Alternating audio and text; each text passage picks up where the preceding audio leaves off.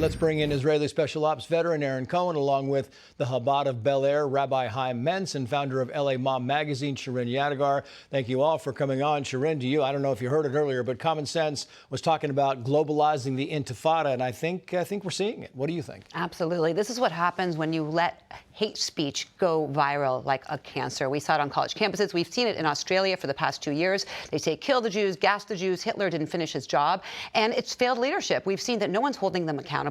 What we need to do is make sure that we don't allow hate speech turn into actions. This is the deadliest attack that we have seen in Australia ever. And it's all because words matter. And it's interesting, Rabbi, I know you were a friend with the rabbi who was killed on Bondi Beach, Rabbi Eli, rather, and part of the global Chabad movement. I want to play some sound. This is Rabbi Levi Shemtov, Executive Vice President of American Friends of Lubavitch at D.C. Menorah lighting on Sunday. Watch this. Echoing in my mind were the words that were said by Rabbi Eli Schlanger, my colleague, Hashem Yimkoin Domoy, who said in response to a wave of anti-Semitic incidents in Sydney, really, he said, we have one response: be more Jewish, feel more Jewish, look more Jewish. Rabbi, do you agree? Oh, are you kidding me? You must understand, Rabbi Eli was a great man of bringing light to the world. He just completed a huge center. When October 7th happened and 27 rabbis flew to Israel, he was one of the guys that said, I'm coming all the way from Sydney, let's do it. He was a man of goodness, he was a man of light. Mm-hmm. But let me say something. Tonight, there are 4,000 Chabad centers around the world. Nobody canceled their menorah. I just came, literally a half hour ago. I thought I was going to have 200 people. We had over 700 people up in Bel Air for one reason. They all wanted to go and say, I stand proud. I am with those in Bondi. And I got to tell you something. They're not going to put out the Hanukkah candle in any of us. Aaron, to you, you think the shooters went to Bondi Beach because they were ready to die? Yeah, Trey, so as you know, I'm building Gideon. It's an AI threat detection platform for law enforcement. We got 24 agencies across 6 states.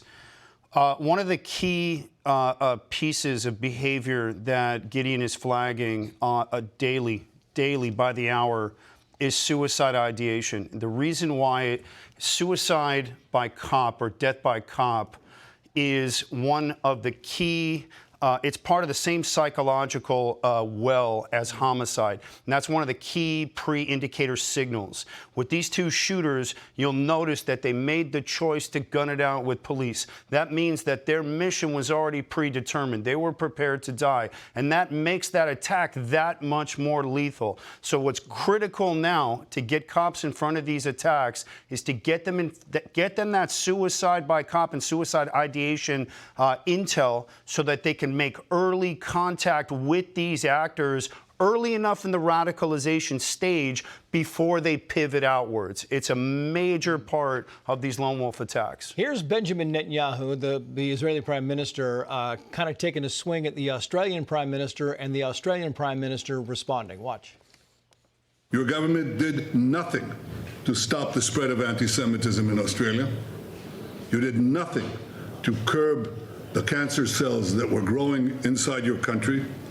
You took no action. You let the disease spread. And the result is the horrific attacks on Jews we saw today. Do you accept any link between that recognition and the massacre in Bondi? No, I don't. And overwhelmingly, most of the world recognises a 2-state solution as being the way forward in the Middle East. He continued trying to knock it down, Shirin.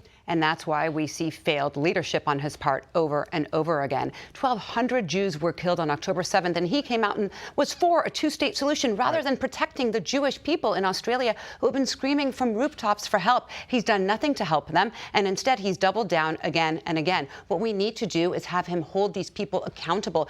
He said that this is a gun problem. He did not say that this is a problem against the Jewish people. Where is his allegiance? Is he trying to protect the people of Australia? No. Or is he going to allow these Islamists to come in and conquer his beautiful country? It is not a gun problem. Listen to these chants. This is a few days after October 7th. Listen to the chants outside the Sydney Opera House. They are chanting, gas the Jews.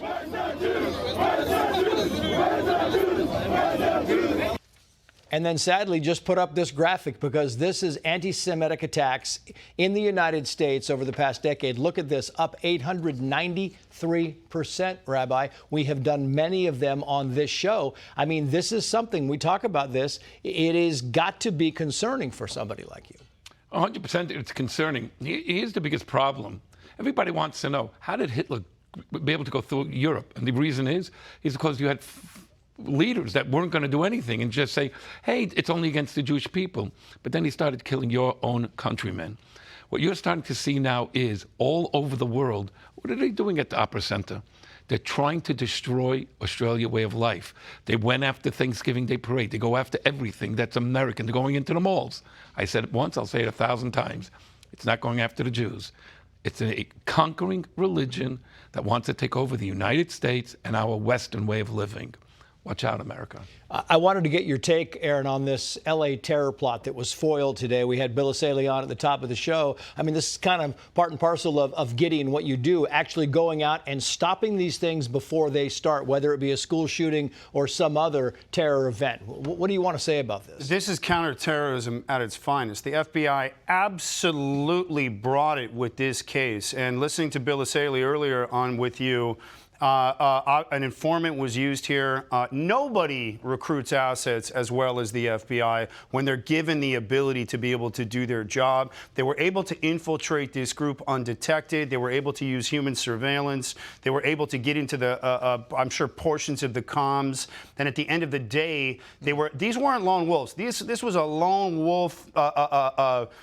These were lone wolves, is what I call them. Yeah, this is a pack of wolves. Right. And what's interesting is that they, I believe, again, were radicalized online. But the fact that the FBI was able to get that drone over them means they got them in what we call the preparation phase, Trace, right, which is part of getting in front of these. So hats off to the FBI. That's the way it's done. Aaron, Rabbi, Sharon, thank you. Hey, Sean Hannity here. Hey, click here to subscribe to Fox News YouTube page and catch our hottest interviews and most compelling analysis. You will not get it anywhere else.